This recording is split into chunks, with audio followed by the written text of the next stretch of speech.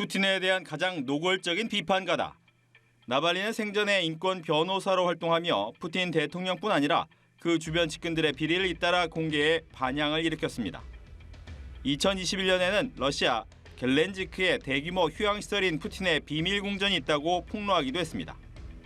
당시 푸틴 대통령은 해당 시설과 자신은 무관하다고 부인했지만 나발리라는 이름을 입에 올리는 것조차 꺼려했습니다.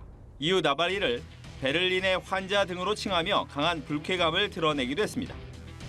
하지만 푸틴 대통령이 나발리에게 반감을 드러낼수록 그의 대중적 인기는 더욱 높아졌습니다. 나발리가 유튜브 채널에 올린 폭로 영상은 수백만 조회수를 기록했고 이는 곧 수만 명이 참여한 반정부 거리 시위를 촉발하기도 했습니다. 그래서일까요? 나발리는 생전에 수차례 의문의 테러 대상이 되기도 했습니다.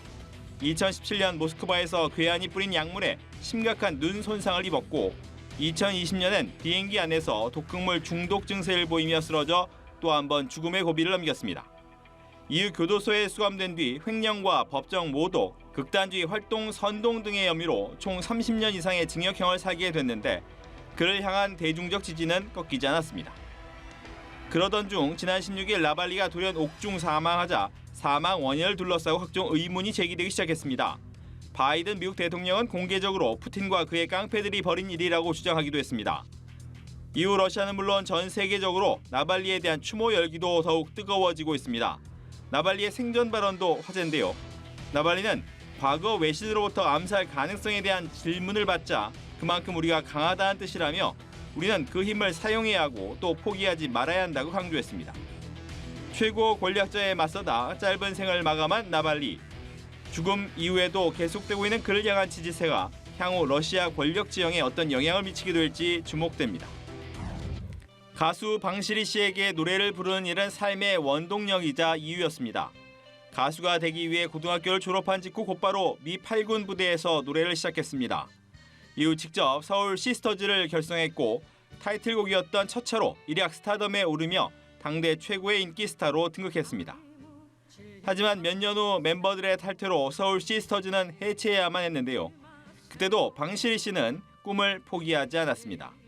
1990년 솔로로 전향한 방시리 씨는 히트곡 서울탱고로 다시 한번 전성기를 맞았습니다. 공감 가는 가사에 시원시원한 가창력이 더해지면서 그의 노래는 대중의 큰 인기를 얻었습니다. 또한 방시리 씨만의 유쾌하고 쾌활한 성격은 방송가에서도 뜨거운 화제를 모으며 섭외 1순위로 꼽혔습니다. 하지만 그가 부른 첫차의 가사처럼 그의 꿈같은 세월은 그리 오래가지 못했습니다. 1994년 한 일본인 킥복싱 프로모터와 결혼한 것으로 알려졌지만 뒤늦게 가짜 결혼이었음을 고백해 주목받았습니다. 2007년에는 뇌졸중으로 쓰러져 투병 생활을 이어가던 중 연말 방송 무대에 깜짝 출연해 관객과 동료 가수에게 진한 감동을 안기기도 했습니다.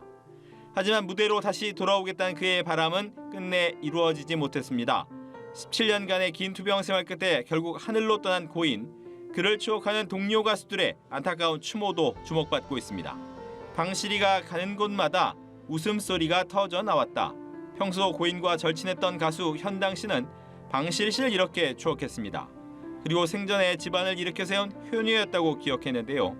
끝내 무대로 돌아오지 못했지만 노래한 삶을 살고자 했던 그의 꿈이 탄생시킨 수많은 히트곡은 여전히 많은 이들을 위로하고 있습니다. 성장세가 무섭다. 미국의 반도체 기업 엔비디아를 두고 나오는 말입니다. 인공지능 반도체 대장주인 엔비디아가 시장의 예상을 뛰어넘는 실적을 내놨습니다. 1년 전과 비교해 매출액은 265%, 총이익은 769%나 급증했습니다. 깜짝 실적 발표 이후 엔비디아 주가는 하루 만에 15% 이상 폭등했습니다. 시가총액 역시 360조나 증가해 하루새 증가한 시총 중 역대 최대 규모란 기록을 세웠습니다. 엔비디아 효과는 다우지수 등 미국 증시뿐 아니라 일본과 유럽 증시도 끌어올렸습니다. 사람들의 관심은 엔비디아의 최고 경영자인 젠슨 황에게도 쏠렸습니다. 엔비디아 주가 폭등으로 젠슨 황의 자산 가치가 무섭게 불어났기 때문인데요. 하루 만에 불어난 젠슨 황의 자산 가치는 약 80억 달러, 우리 돈으로 10조 6천억 원에 달하는 엄청난 규모입니다. 젠슨 황의 자산은 지난해 초 135억 달러로 우리 돈으로 17조 9천여억 원이었는데요. 당시 세계 갑부 중에선 128위에 해당했습니다. 하지만 인공지능 열풍을 타고 엔비디아 주가가 5배 넘게 급등하면서 젠슨 황의 세계 갑부 순위는 21위로 초고속 상승했습니다. 특히 젠슨 황의 눈부신 성공이 놀라운 건 힘든 유년 시절을 보냈기 때문인데요. 대만에서 태어나 9살 때 미국으로 이주한 후 갖은 인종차별과 학교 폭력에 시달렸다는 젠슨 황. 하지만 그는 좌절하지 않고 도전을 겁내지 않았습니다. 그 결과 지금의 엔비디아를 탄생시켰습니다. 30일 뒤에 망한다고 생각하면서 일한다는 젠슨 황. 그의 성공 신화의 끝은 어디일까요? 지금까지 주간 뉴스메이커였습니다.